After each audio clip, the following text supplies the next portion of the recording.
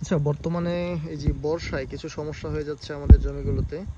এই বিষয়গুলো আপনারা অবশ্যই খেয়াল রাখবেন। যেমন এখানে এই যে পানি জমে থাকছে, হ্যাঁ? তো বর্ষার জন্য আপনাদের জন্য যে পরামর্শ হচ্ছে, পানিটা ইমিডিয়েটলি আসলে পানিটা সরানোর ব্যবস্থা করুন। যেমন ধরেন এখান থেকে যে পানিটা বের হচ্ছে, এটা কিন্তু মানে বের হচ্ছে ঠিকই, কিন্তু পরিমাণটা কিন্তু অল্প। এখান থেকে এগুলো কেটে দিলে বা ক্লিয়ার করে দিলে আপনাদের জমিগুলো এইগুলো খেয়াল রাখবেন যে এই জমিতে যেন পানি নিষ্কাশন না হয়। আরেকটা বিষয় দেখেন, এই যে গাছগুলো, হ্যাঁ, এখানে এই যে কলা গাছ কিন্তু বেশি দিন আসলে আপনার এই জমিতে থাকতে বা পানি সহ্য করতে পারে না। যদি আর 2 থেকে 3 দিন যদি এরকম থাকে, তাহলে কলা গাছগুলো মারা যাবে। কিন্তু এইখানে আসলে ওরকম সমস্যা হবে না। কেন হবে না, এই বিষয়টা আপনার খেয়াল রাখতে হবে। সমস্যাটা হবে না কারণ এই দেখেন, প্রতিটা কলা গাছের এখানে গোড়ায় কিন্তু মাটি দেওয়া আছে, হ্যাঁ, এবং কুশিগুলো যেখানে উঠছে এখানে কিন্তু একদম পানিতে জমা হচ্ছে না। সুতরাং এখানে ওরকমভাবে ওইটা সমস্যা হবে না।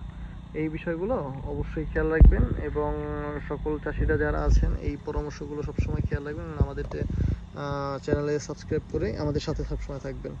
এবং কলা গাছের আরও কতগুলো বিষয় আছে, বা এখানে যেমনটা দেখতে পাচ্ছেন, এই যে প্রতিটি কলা গাছে আপনার কতগুলো ছোট ছোট গাছ বা চারা এটা হয়েছে। তো সেক্ষেত্রে আপনি আসলে এখান থেকে বাছাই করে যে সর্বোচ্চ 2টা বা 3টা, আর যদি আপনি এই শাখাগুলো যদি অন্য কোথাও লাগাতে চান সেটা নিয়ে লাগাইতে পারেন। সুতরাং বাছাই করলে এই যে শাখাটা থাকবে ওই শাখাটা খুব ভালোভাবে তৈরি হবে, হ্যাঁ।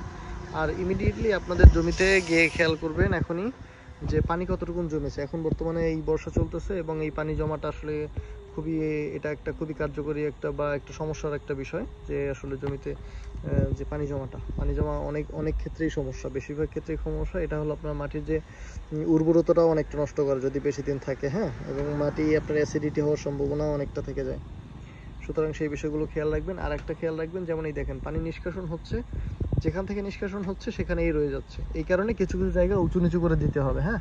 উঁচু নিচু করে দিলে পানির যে জায়গাগুলো এগুলো আস্তে ক্লিয়ার হয়ে যাবে। এই জমিটা কিন্তু একদম পুরো এখন পানিতে একদম মানে বদ্ধ হয়ে আছে।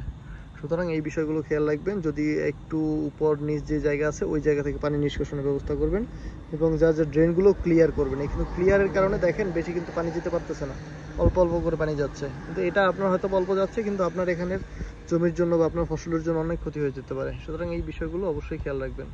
ধন্যবাদ।